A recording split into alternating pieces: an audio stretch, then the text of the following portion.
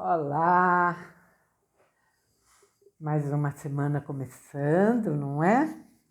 E nós vamos continuar lendo o nosso livro, que é o Trem Noturno para Lisboa, do Pascal Mercier. Hoje o capítulo 37.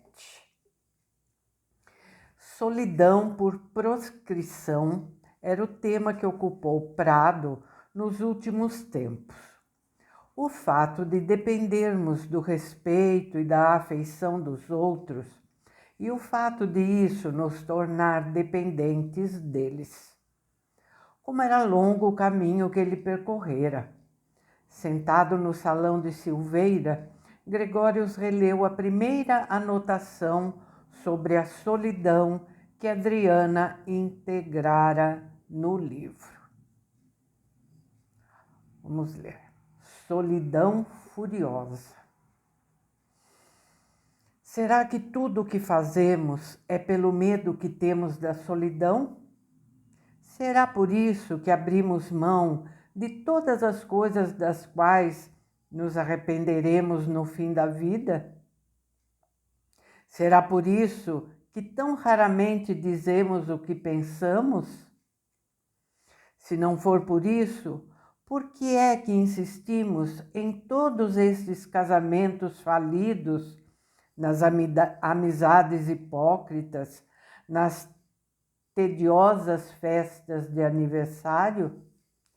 O que aconteceria se rompêssemos com tudo isso, se acabássemos com a chantagem insidiosa e nos assumíssemos como somos?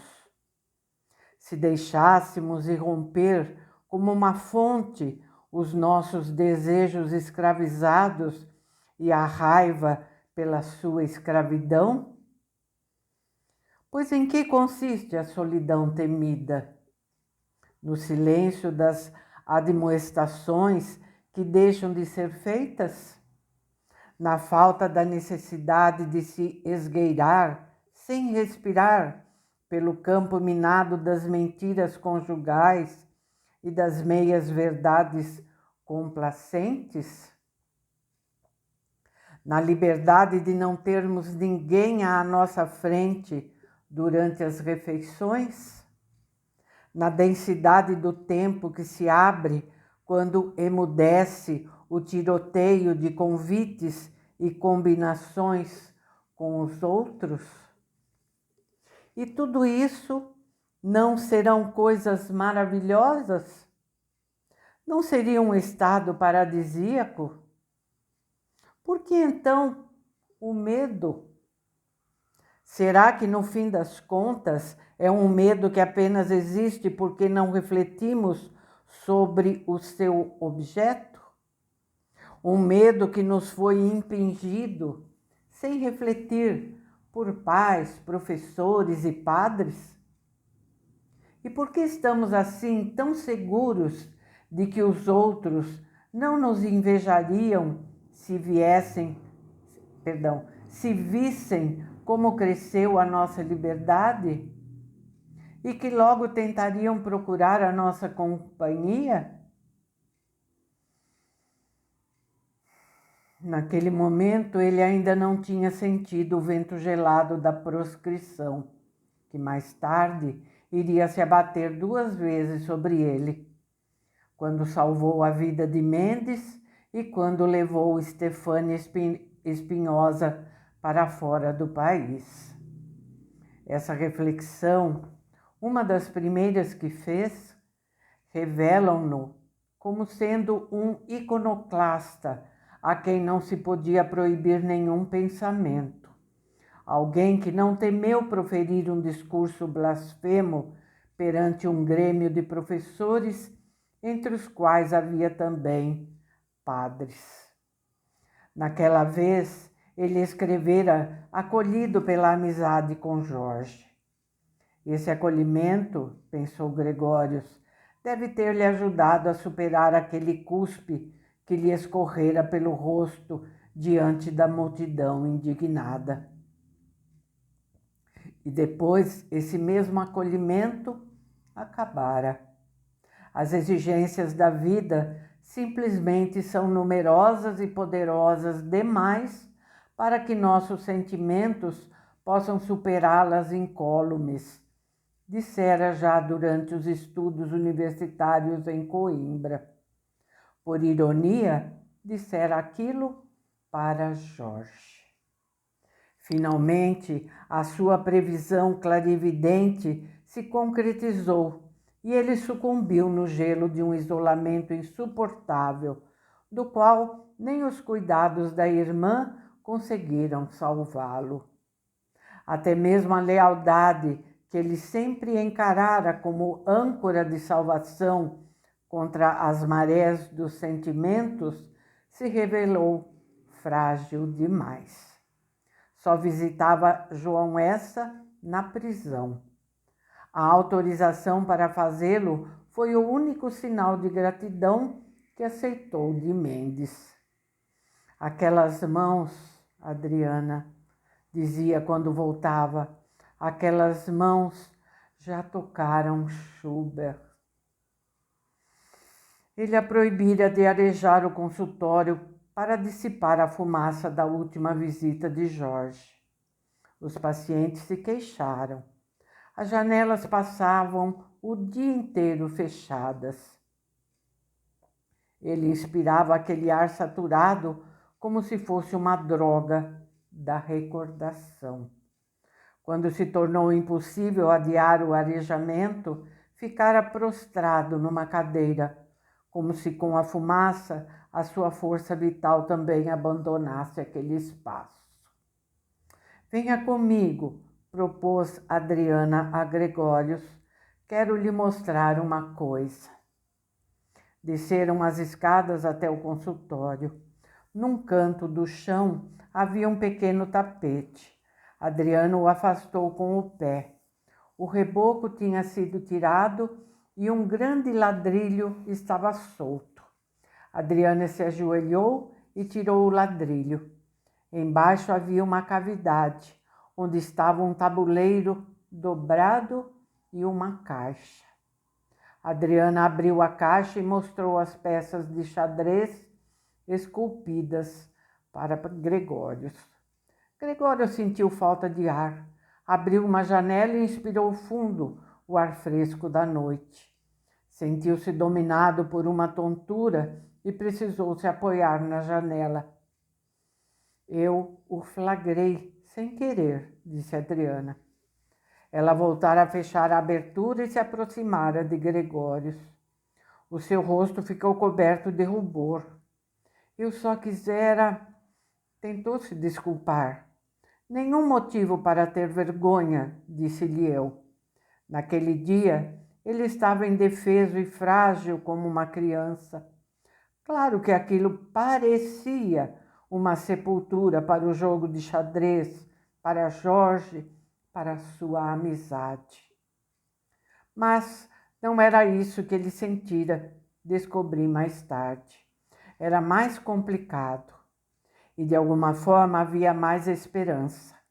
Ele não quisera enterrar o jogo, apenas quisera empurrá-lo para além dos limites do seu mundo sem destruí-lo e ter a certeza de poder buscá-lo em qualquer momento.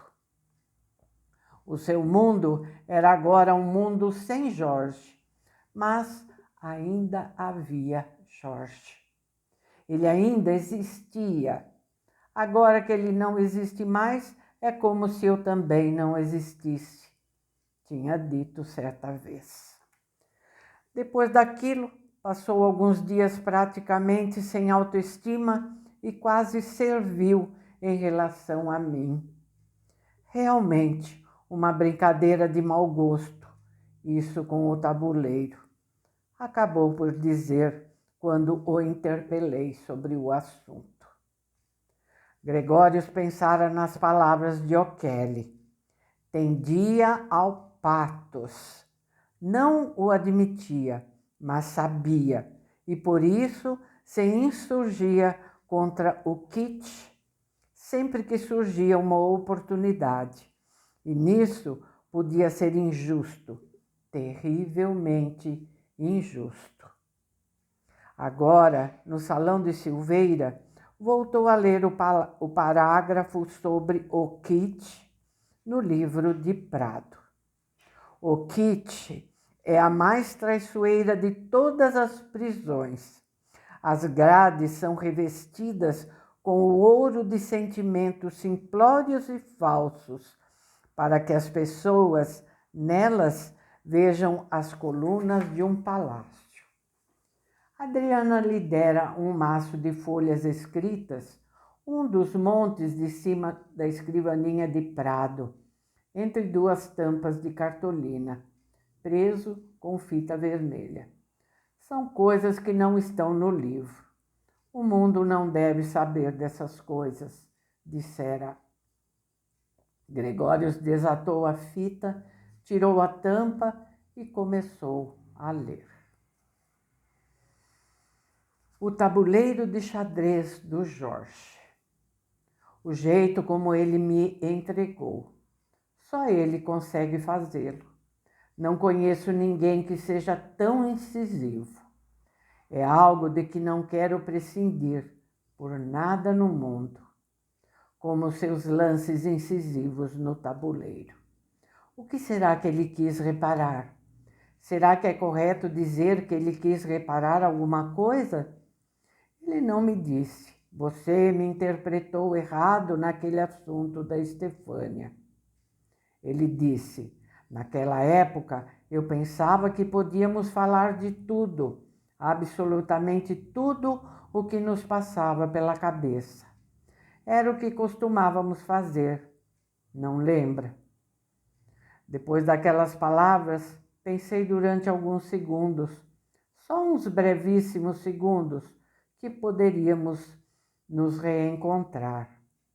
Foi uma sensação quente, maravilhosa, mas logo se extinguiu. Seu nariz imenso, as bolsas embaixo dos olhos, os dentes amarelados. Antes, aquele rosto existia dentro de mim, era uma parte de mim. Agora ficou de fora, mais estranho do que o rosto de um estranho que eu nunca tivesse interiorizado. Isso me dilacerou o peito, me arrebentou. Por que seria Kitty aquilo que fiz com o tabuleiro? No fundo, foi um gesto simples e genuíno. Se alguém estivesse fazendo alguma coisa só para si e fosse flagrado, sem o saber, por 1 milhão de pessoas que estivessem rindo ruidosamente por acharem aquilo Kitty, o que diríamos? Quando 1 hora mais tarde Gregório entrou no clube de xadrez, o Kelly estava envolvido num final de jogo complicado. Pedro, aquele sujeito com o olhar epilético e que fungava, lembrando Gregório do torneio perdido em Moutier, também estava lá. Não havia nenhuma mesa livre. Senta aqui, convidou Jorge, puxando uma cadeira para junto de si. Durante todo o percurso até o clube, Gregório se perguntara o que esperava daquele encontro e o que ele queria de O'Kelly. Se era evidente que não poderia perguntar o que tinha acontecido com o Stefânia Espinhosa e se ele de fato estivera disposto a sacrificá-la. Ele não encontrara resposta para aquilo, mas tampouco voltara atrás. Agora, com a fumaça do cigarro de Jorge na cara, ele se deu conta de repente. Quisera se certificar uma vez mais como era estar sentado ao lado do homem que Prado carregara dentro de si uma vida inteira. O homem, como dissera Padre Bartolomeu, do qual precisara para ser inteiro.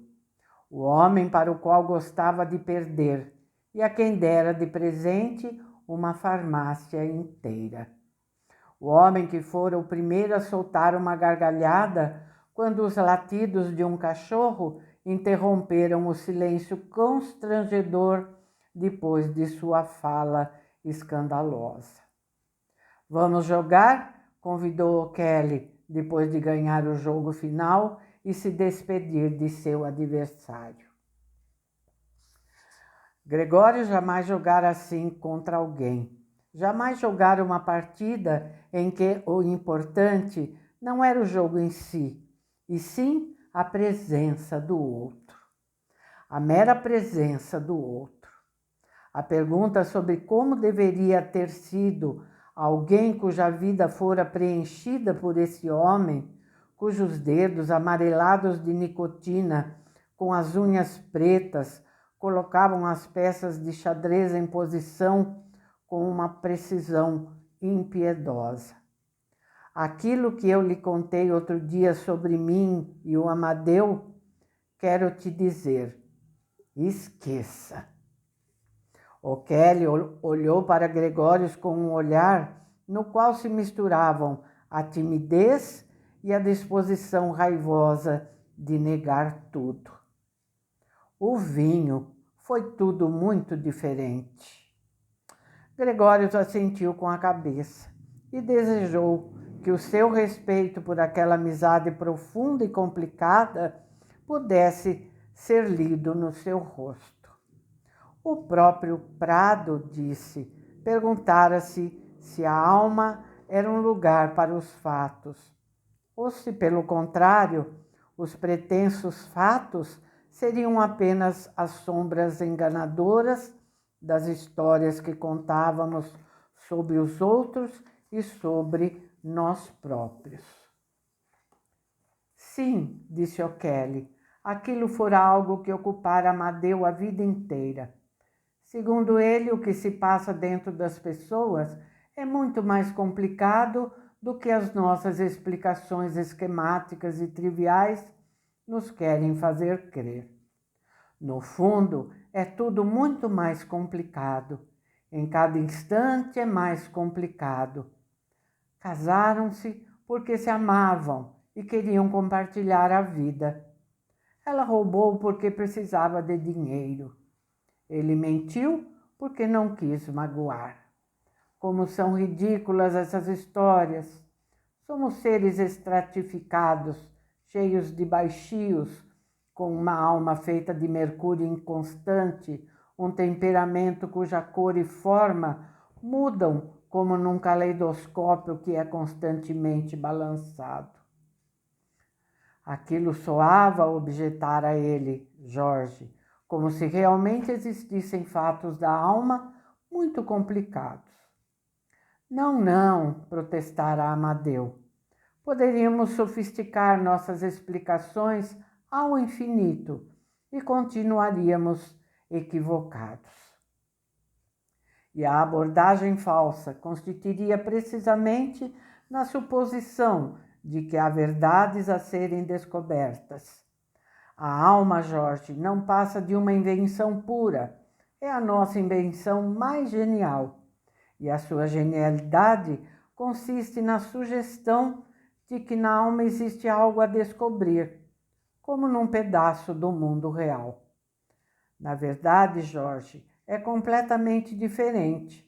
Nós inventamos a alma para ter um assunto de conversa, algo sobre o que podemos conversar quando nos encontramos. Imagina só se não pudéssemos falar da alma. O que faríamos? Seria um inferno. Ele era capaz de se entusiasmar a tal maneira que caía num verdadeiro êxtase.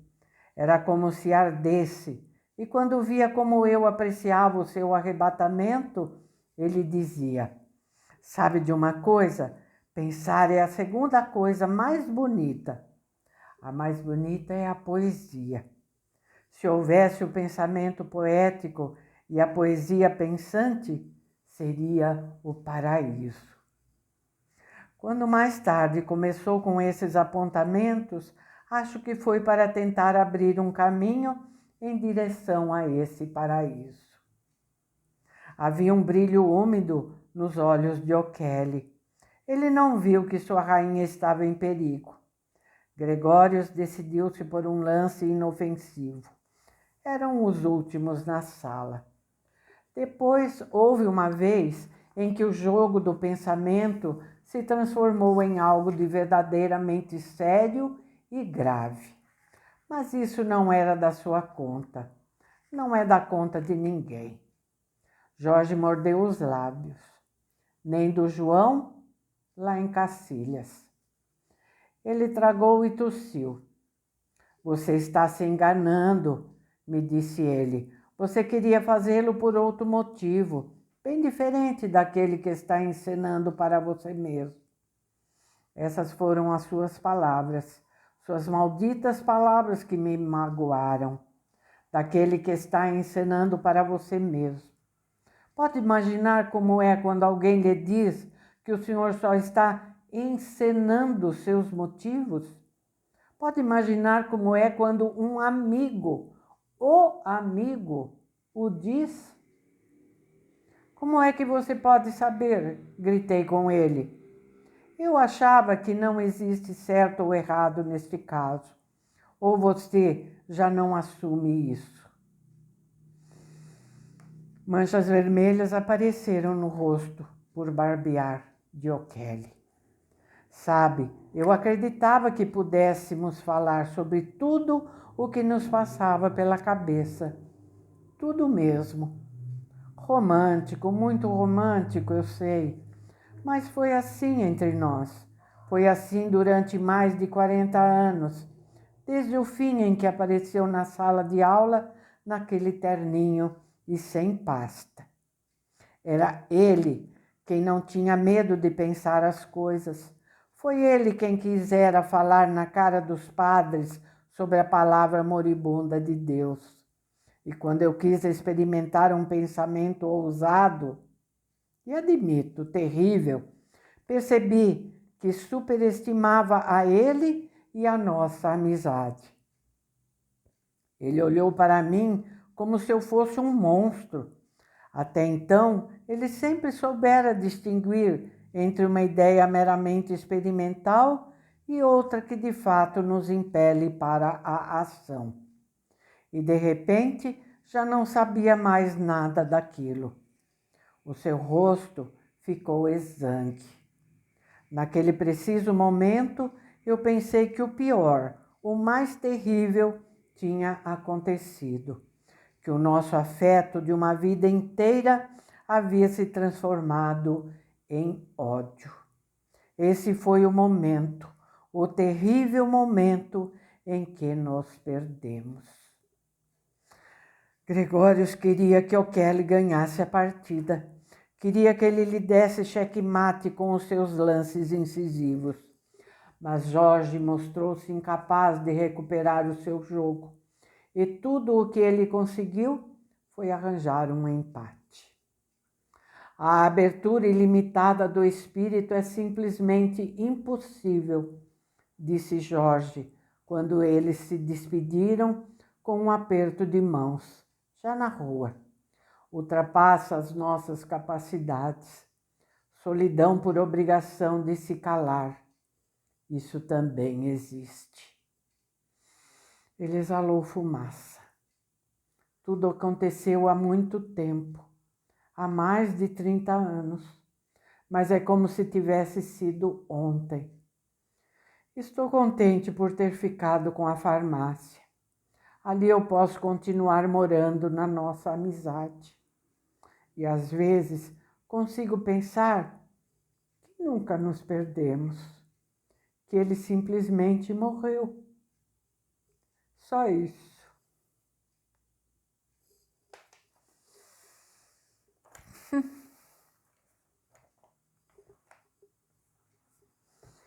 É. Ai, gente, cada capítulo é mais um motivo para reflexões, não é? Nossa, mas tá bom. Vamos ficar aí com os nossos pensamentos. Tá bom? Até amanhã. Não esquece de deixar seu like, tá bom? E tudo aquilo mais que eu sempre peço para vocês, tá? Tchauzinho. Até amanhã. Muito obrigado pela sua companhia. Tá? Enche meu coração. E fica quentinho de saber que você está aí comigo. Tá? Tchau.